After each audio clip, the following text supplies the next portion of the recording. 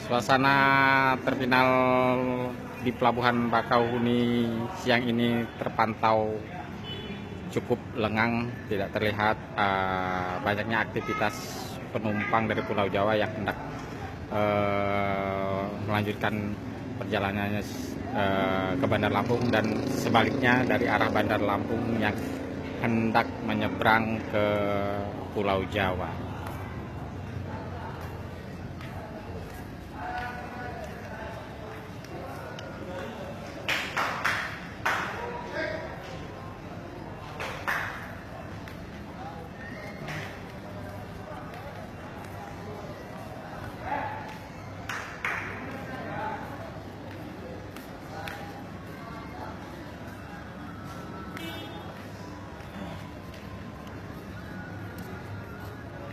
Punya pe ơi, buka semua lagi.